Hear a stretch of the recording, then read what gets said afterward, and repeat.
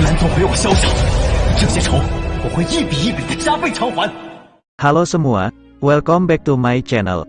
Jadi di video ini admin akan melanjutkan alur cerita sebelumnya, yang dimana di episode sebelumnya, Medusa dia sangat cemburu kepada Yapei, yang membuat Medusa sangat marah. Kemudian esok hari telah tiba, Xiaoyan dia akan ikut datang dalam pertemuan rapat dengan para klan di Jiama untuk mengajak para klan ikut menyerang sekte Mystic Cloud.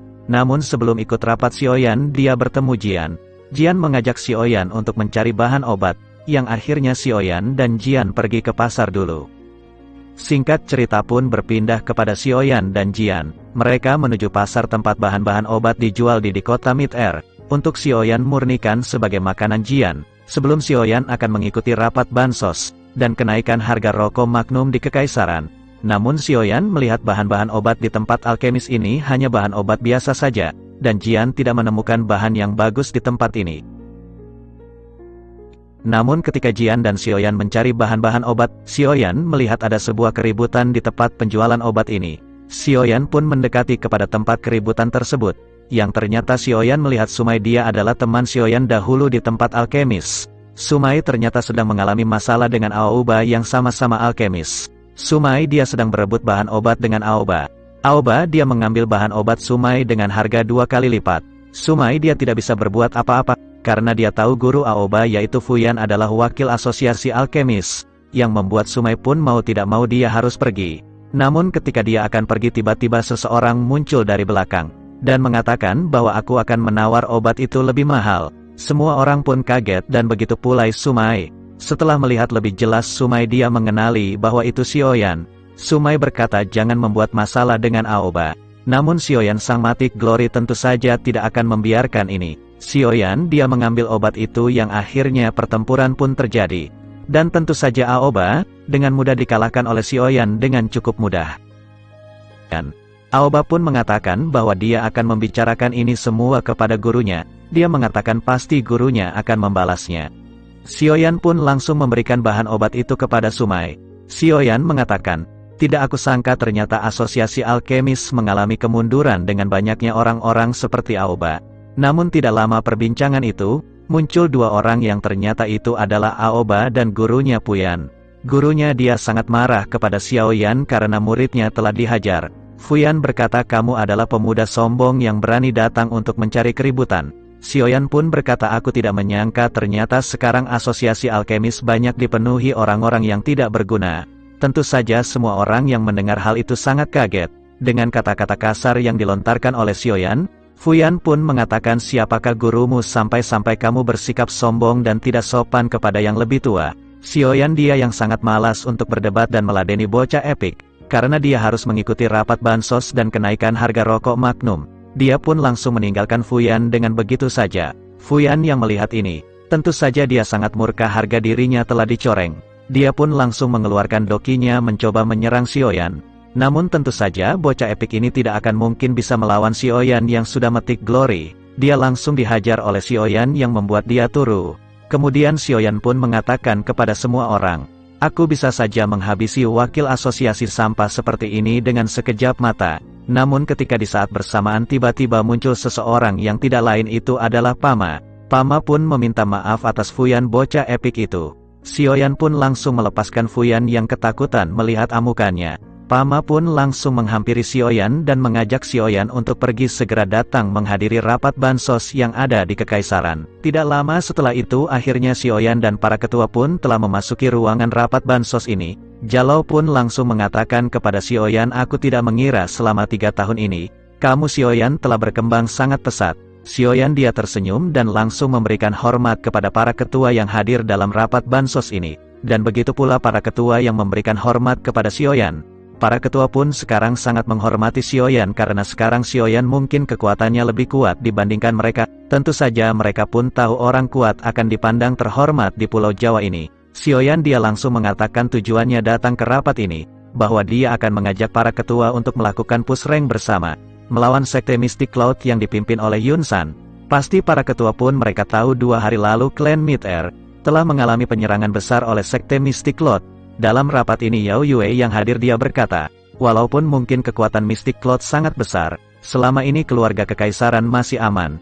Sekte Mystic Cloud tidak akan mungkin berani menyerang kekaisaran. Xiaoyan dia pun hanya tersenyum mendengar perkataan itu. Xiaoyan pun menceritakan apa yang terjadi di gerbang Zhengui, bahwa Sekte Mystic Cloud telah menyerang gerbang Zhengui, yang dijaga oleh pasukan kekaisaran.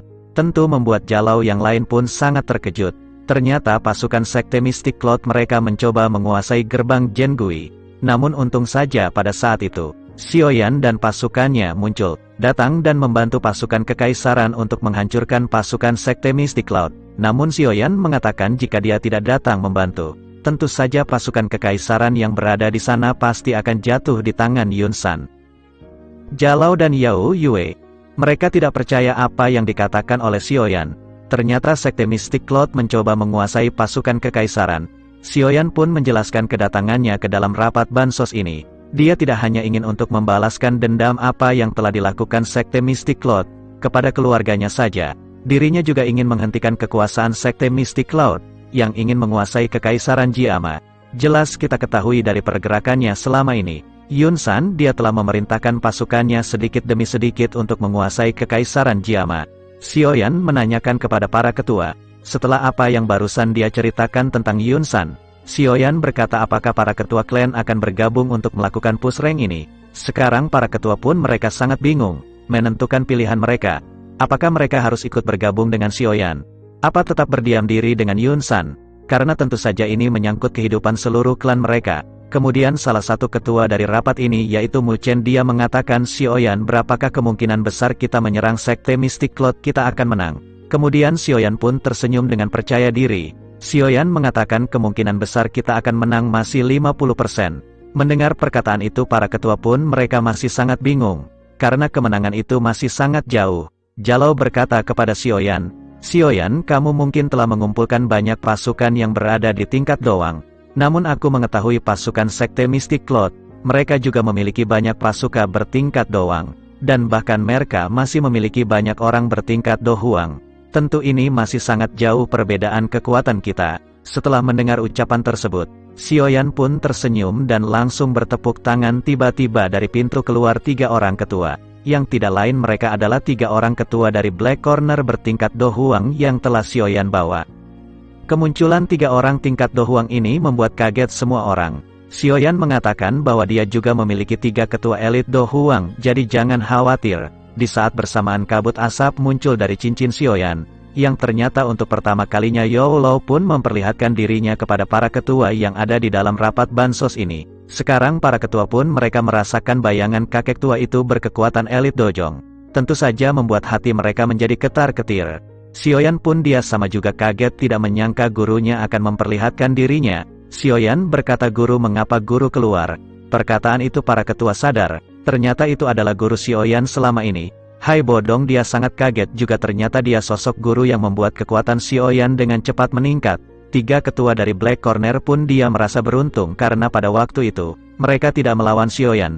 Jika mereka melawan mungkin sudah dipastikan mereka akan turu. Di saat bersamaan mereka pun sangat senang. Karena mereka yakin akan menang. Karena ada 2 orang dojong di pihak mereka. Sekarang para ketua pun mereka tidak berbicara mereka sangat ketakutan. Kemudian Yao Lao mengatakan untuk melanjutkan pembicaraan ini. Aku tidak akan mengganggunya aku hanya ingin melihat. Xiaoyan bertanya lagi. Guru mengapa guru keluar? Yao Lao mengatakan aku hanya ingin membuat para ketua percaya bahwa kita pasti akan menang. Ditambah lagi ketika nanti aku keluar muncul. Bertarung bersama kamu mungkin mereka tidak akan kaget lagi. Setelah itu Jalau berkata. Siapakah nama guru Xiaoyan? Yao Lao dia tertawa dia mengatakan aku tidak yakin ketika aku menjelajahi pulau Jawa ini. Kalian masih belum lahir. Setelah itu Yao Lao pun melirik ke arah Pama. Dia pun mengenali Pama dia adalah bocah cilik yang pernah dia bantu. Yao Lao dia merasakan aura Pama setelah lama mereka tidak bertemu. Dengan seketika para ketua pun langsung melihat ke arah Pama. Di sisi lain Pama dia berusaha mengingat siapakah sosok kakek tua itu. Yao Lao menceritakan dahulu aku sangat tertarik dengan kemampuanmu dan aku memberikan arahan kepadamu. Agar kamu lebih berkembang. Aku tidak menyangka kamu melebihi harapanku waktu itu. Setelah mendengar hal itu Pama pun dia mengingat bahwa itu adalah orang yang telah membantunya dahulu. Dia pun langsung memberikan hormat kepada Yao Lao dengan menundukkan kepalanya ke lantai. Namun Yao Lao menahannya oleh energinya. Yao Lao mengatakan jangan terlalu sopan. Karena waktu itu aku hanya membantu sedikit. Melihat kejadian ini tentu para ketua yang berada di dalam rapat bansos ini sangat terkejut. Ternyata Pama yang dikenal seorang alkemis hebat, dia sampai menundukkan kepalanya. Pama pun mengatakan aku tidak akan melupakan apa yang telah dilakukan Guru Xiaoyan sampai mati pun. Mungkin jika waktu itu Youlo tidak membantu, dia tidak akan sampai tahap ini. Youlo mengatakan kekuatan yang kamu dapatkan itu adalah hasil jerih payahmu. Setelah itu Youlo mengatakan aku harap para ketua akan bergabung melawan Mystic Lord. Setelah percakapan itu Guru Xiaoyan kembali menghilang. Di saat bersamaan para ketua pun dia langsung memberikan hormat kepada Youlo. Setelah mengetahui hal tersebut Pama sebagai ketua organisasi alkemis, dia pun mengatakan kepada Xiaoyan bahwa dia akan membantu penyerangan ke Mystic Lord.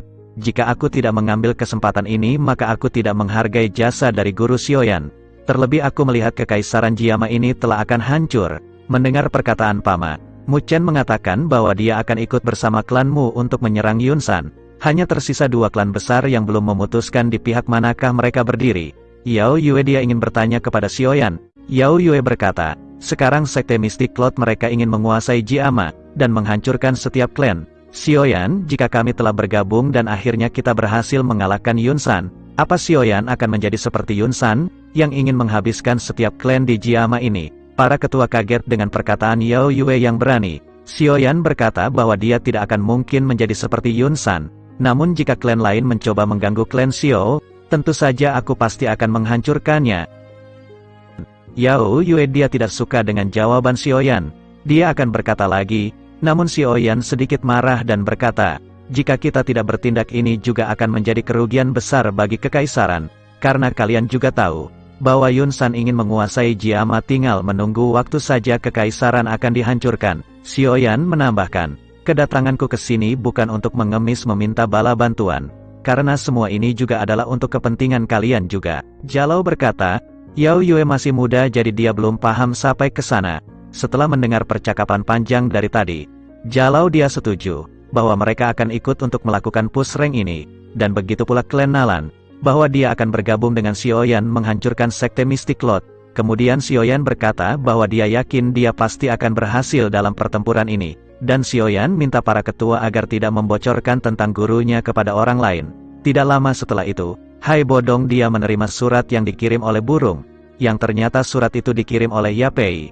Xiaoyan dia bertanya apa isi dalam surat itu. Setelah membacanya, Hai Bodong mengatakan bahwa Yapei mendapat informasi, Yunsan akan mengadakan pernikahan di sekte Mystic Lord. Para ketua bingung sebenarnya apa yang akan dilakukan Yunsan. Xiaoyan bertanya siapa yang akan menikah. Hai Bodong berkata, yang akan menikah adalah Yun Yun dan Gu He. Hai Bodong pun dia yang melihat Xiaoyan sedikit termenung.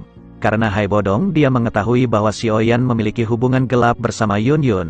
Tentu ini akan menjadi berita yang buruk bagi Xiaoyan.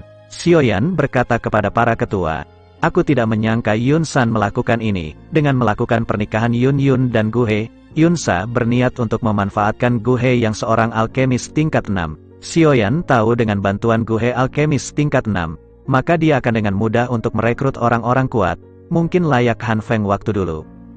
Para ketua pun menyadari apa yang dikatakan oleh Xiaoyan itu ada benarnya. Para ketua juga telah mengetahui bahwa Gu He sangat mencintai Yun Yun. Walaupun Yun Yun sendiri dia tidak menyukai Gu He, yang membuat Gu He dia agak menjauh selama ini. Namun sepertinya Gu He sekarang akan sangat senang dia akan mendapatkan orang yang dia cintai. Para ketua berkata, akhirnya Yunsan dia menggunakan cara lucik, dengan menggunakan Yun Yun sebagai umpan. Setelah itu Xiaoyan bertanya, kapan pernikahan itu akan dilakukan?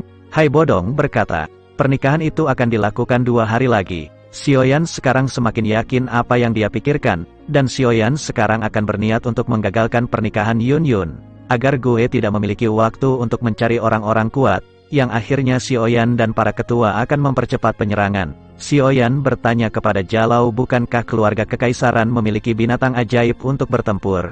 Jalou berkata benar, binatang ajaib ini setara tingkat Do Huang. Xiaoyan berkata apa mereka dapat ikut bertempur?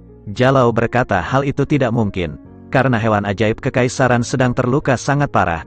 Jalou meminta maaf, karena bukan mereka tidak ingin menurunkan binatang ajaib ini. Pama berkata andai saja aku bisa memurnikan pil pemulih binatang jiwa tingkat 6, yang mampu membuat hewan ajaib pulih kembali.